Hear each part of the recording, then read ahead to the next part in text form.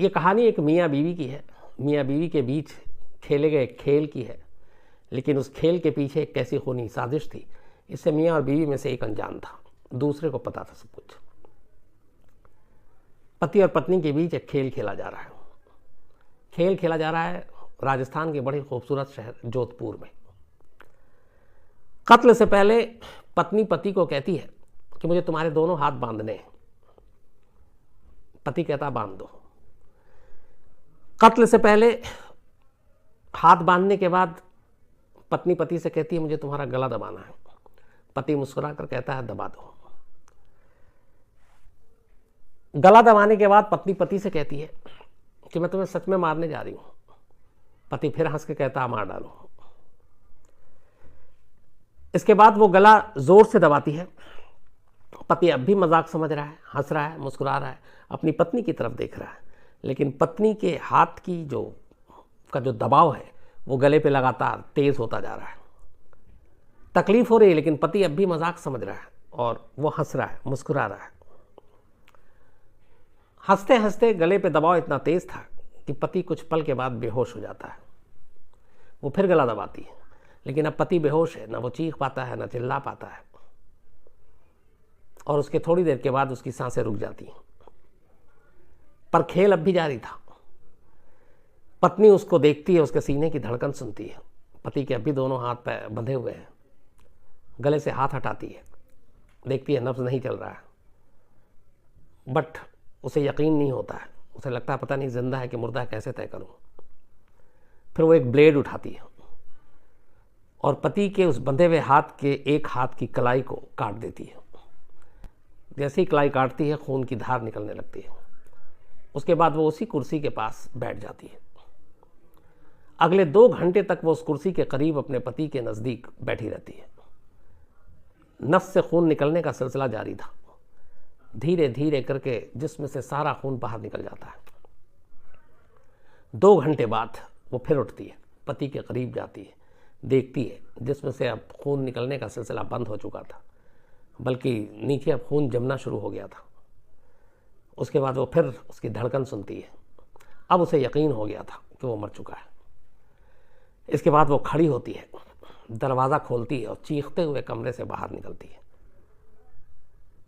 और जो चीख रही थी साथ में एक ही चीज़ कह रही थी कि मेरे पति ने खुदकुशी कर ली, मेरे पति ने खुदकुशी कर ली।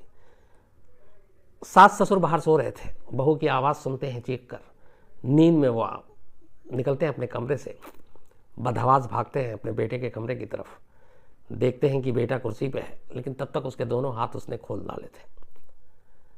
ब्लेड नीचे पड़ा हुआ था, हाथ कलाई का नस कटा हुआ था। पहली नज़र में यही लगता था कि नस काटा गया और खुदकुशी की गई। रोना धोना शुरू हो जाता घर के अंदर। इसके बाद पड़ोसी आते हैं। एक पड़ोसी पुलिस को फ़ोन करता है, पुलिस आती है, उठा कर ले जाती है। तब तक उसकी जान निकल चुकी थी। उसके बाद बयान लेती है। तो हर एक के घर वालों का जब बयान आता है तो उसमें ये आता है कि पति और पत्नी दोनों सो रहे थे। रात को अचानक बीवी चीखते हुए निकलती है और कहती है मेरे पति ने खुदकुशी कर ली है। और उसके बाद की सारी चीज़ें सबको मालूम थी। हाथ जिस तरीके से कटा हुआ था, बाएं हाथ की नस काटी गई थी। तो आमतौर पे दाएं हाथ से आदमी काटता है, और राइट हैंडर ही था जो इस महिला का पति था। तो उसमें वहीं कोई शक और उसकी गुंजाइश नहीं थी।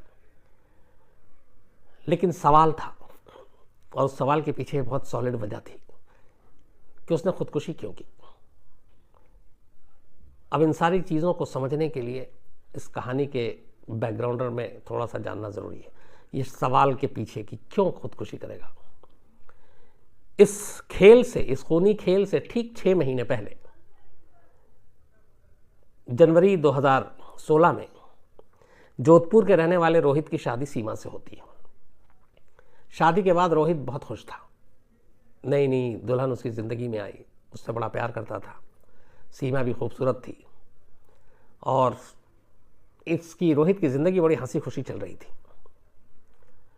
लेकिन दूसरी तरफ सीमा की ज़िंदगी में खुशियां नहीं थी। शादी तो कर ली, लेकिन वो इस शादी से खुश नहीं थी। अब इसके पीछे 2-3 चीज़ें थी। एक, सीमा की एक पहले भी शादी हो चुकी थी, लेकिन वो शादी टूट गई। उसके बाद उसके घर वालों ने फिर दूसरा रिश्ता ढूंढा। सीमा खूबसूरत थी, मुश्किल भी नहीं हुआ। लेकिन वहाँ पे जोधपुर में जिस बिरादरी से सीमा आती थी वहाँ एक अजीब कस्टम था।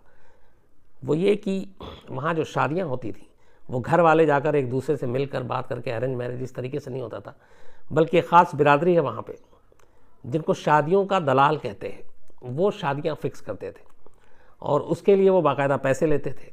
लेकिन उसके पीछे पीछे इल्ज़ाम ये भी लगता रहा है कि असल में ये जो शादी के दलाल थे ये इनके ज़रिए वहाँ पे लड़कियों की शादी की ख़रीद और फ़रोख्त होती है, मतलब दुल्हन बेची और ख़रीदी जाती है। बहुत सारे ऐसे लड़के हैं जिनको दुल्हन नहीं मिलती, शादी नहीं हो रही है, तो फिर ये जो बिरादरी है ये पैसे लेकर शादी कराता है और जिस लड़की की शादी हो रही है उसके घर वालों को भी पैसे मिलते हैं। तो एक चीज़ ये हुई कि सीमा के घर वालों ने सीमा की शादी दूसरी कराने के लिए ऐसे ही लोगों को पकड़ा और कहते हैं कि उस दलाल ने बाकायदा पैसे दिए और जिस रोहित से शादी हुई रोहित के घर वालों ने भी सीमा के घर वालों को पैसे दिए। ये एक चीज़ थी। दूसरी, जिस बिरादरी से सीमा आती थी वहाँ पे एक और कस्टम था, एक और रिवाज था, और वो ये कि शादी होने के बाद जो लड़की है वो 12 महीने तक गिन कर पूरे 1 साल तक वापस अपने मायके नहीं आएगी।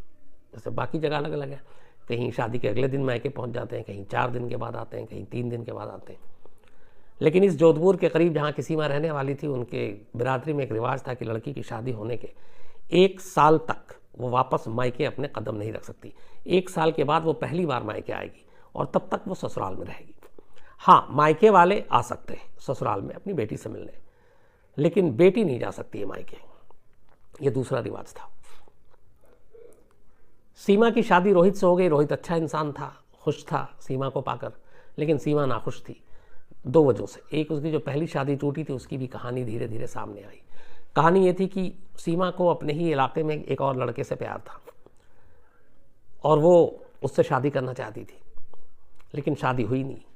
इधर सीमा के घर वालों ने इस शादियों के जो दलाल हैं उनके थ्रू रोहित तक वो पहुँचे और रिश्ता तय हुआ, उन्हें पैसे भी मिले और फिर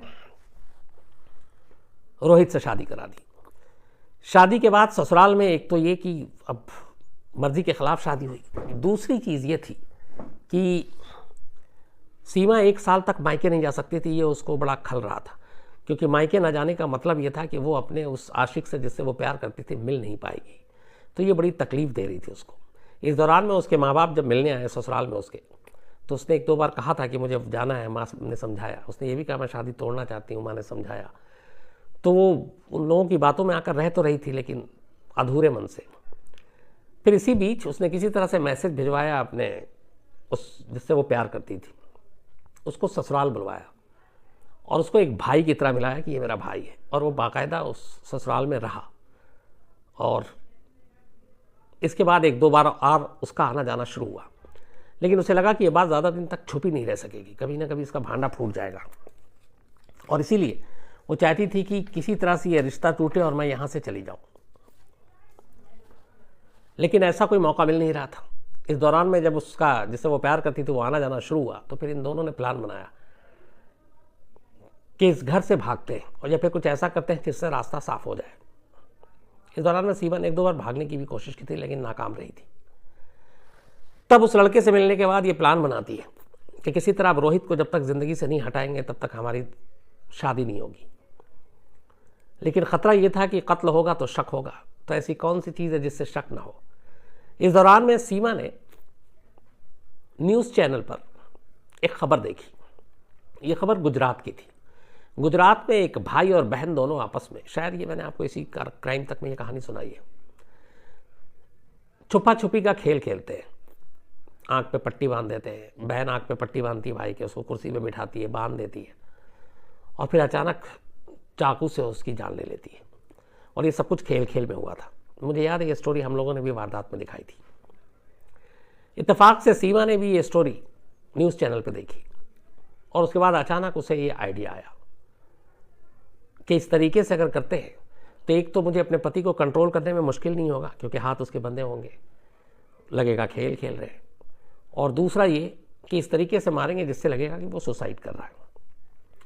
इसी के बाद 6 मई 2016 को जोधपुर के अपने ससुराल में सीमा रात का खाना खाने के बाद जब पूरा परिवार सोने चला गया तो अपने पति यानी रोहित से कहती है कि आओ एक खेल खेलते हैं। रोहित इस खबर से या गुजरात की उस खबर से अनजान था। अपनी बीवी से बेशुमार मोहब्बत करता था। उसके मन में ज़रा सा भी कोई शक नहीं था। रोहित तैयार हो जाता है, वो उसको कुर्सी पे बैठाती है, उसी तरीके से जैसे गुजरात की वो कहानी थी।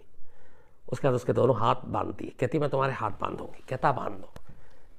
फिर वो कहती है मैं तुम्हारा गला दबाऊंगी। वो कहता दबा दो। फिर वो कहती है मैं तुम्हें मार डालूंगी। वो कहता मार डालो।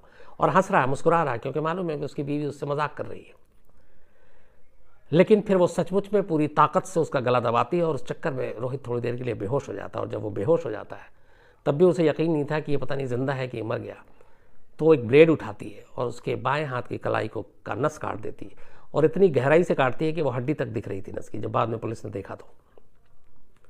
और उसके बाद वहाँ बैठी रहती, इंतज़ार करती रहती कि इसके जिस्म से एक एक खून का कतरा बाहर निकल आए, ताकि इसकी जो सांसें हैं वो पूरी तरह से थम जाए।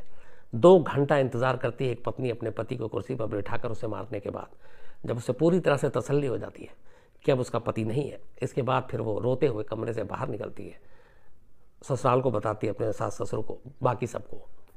और फिर इस तरीके से ये केस सामने आता है। अब पुलिस सारी चीज़ें सब कुछ देख ली। अब सवाल ये है कि खुदकुशी है कि कत्ल। पुलिस के लिए बड़ा मुश्किल। उधर सीमा का रो रो कर हाल, क्योंकि 6 महीने पहले शादी हुई, 6 महीने बाद वो विधवा हो गई। पुलिस अपनी चुपचाप से जांच कर रही है। घर से ऐसा कोई सबूत नहीं मिलता है। अब रीज़न ही था कि इस खुदकुशी के पीछे कोई ना कोई वजह हो। तो पता चला 6 महीने से रोहित बहुत ज़्यादा खुश था, क्योंकि शादी के बाद उसका अपना बिजनेस ठीक चल रहा था। माँ बाप के साथ रिश्ते अच्छे थे, दोस्त कम थे लेकिन दोस्त सारे अच्छे थे। कहीं कोई बिजनेस में घाटा नहीं, कोई ऐसी वजह नहीं जिसकी वजह से वो अपनी जान दे सके। जब पुलिस को यकीन हो गया कि ऐसी कोई वजह नहीं जिसकी वजह से वो खुदकुशी करे, फिर पुलिस ने इसको कत्ल के एंगल से देखना शुरू किया। क्योंकि कमरे के अंदर सिर्फ 2 लोग थे, दरवाज़ा अंदर से बंद था और सीमा रोते हुए बाहर आई थी, इसलिए लगा कि जो भी हुआ कमरे के अंदर हुआ। फॉरेंसिक की टीम गई, उन्होंने जांच शुरू की। जांच के बाद कुछ फिंगरप्रिंट्स उठाए, उस फिंगरप्रिंट्स के जरिए बहुत सारी चीज़ें सामने आई।